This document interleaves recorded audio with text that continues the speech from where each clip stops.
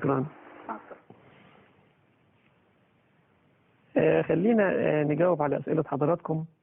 إيمان 17 سنة، يعني شكوتها غريبة شوية ولكنها موجودة، وهو الاسمرار في الجبهة، كامل الجبهة في اسمرار، وأيضا من عند العين لغاية الأذن في اسمرار. يعني طبيا بتبقى تشخيص الحالة ديت ليه أكثر من شق، ولكن هي بتقول داخت على الدكاترة وأكيد راحت لأخصائيين جلدية كتير جدا. هستأذنك هتكتبي معايا التحضير اللي أنا هقوله ده، وأتمنى أن يكتبوا كل اللي يحب أن هو يعمل تقشير طبيعي للبشرة. تقشير طبيعي للبشرة.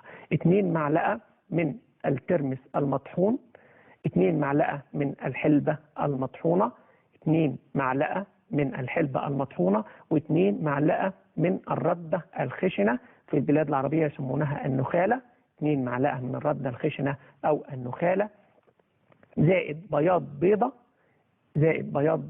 زائد 2 معلقة عسل نحل، زائد 2 معلقة عسل نحل. هيخلط هذا المكون، هيبقى عامل زي الكريم الخشن. هنبتدي تدليك بالصباعين، اصبعي اليد على الجبهة بطريقة دائرية عكس عقارب الساعة. هنبتدي طريقة دائرية عكس عقارب الساعة. عقارب الساعة بتمشي كده، لا احنا هنمشي كده. هنبتدي نعمل تدليك على الجبهة أو على الأماكن الغامقة اللي احنا عايزين نفتحها. ده يا إيمان هنعمله 2 مرات أسبوعيا، وبعد كده هنسيبه على المكان لمدة نصف ساعة ثم يشطف. بعد ما بنخلص هذه العملية ويشطف، هيدهن بزيت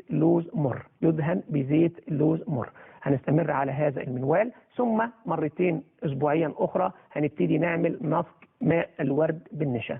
إن شاء الله هيجيب نتيجة طيبة مع حضرتك، ولكن عايز صبر شوية. الأخت تقريبا ملكة أو مليكة، يعني كانت عايزانا 5 دقايق لغاية ما تنزل، خليها للآخر. طيب أستاذ جمعة، الحمد لله رب العالمين، فيروس سي كان 9200 أصبح نيجاتيف بعد 3 أشهر، الفضل لله عز وجل، الحمد لله رب العالمين. وده برضو بيثبت تاني زي ما بنقول في أكثر من حلقة أن هذا هو العلم الذي سخره الله عز وجل لنا، ولكن يعلمه من يعلمه ويجهله من يجهله، كما قال صلى الله عليه وسلم. دي نقطة مهمة جدا. مش عايزين التسارع على العلاج بالأعشاب على يد أحد غير الأطباء، حتى لا نقع في مشاكل طبية عميقة جدا، ومنها زي ما سمعنا في الحلقة قبل الماضية الفشل الكلوي والعياذ بالله. ففضل الله عز وجل يعني لا يسعني إلا الله.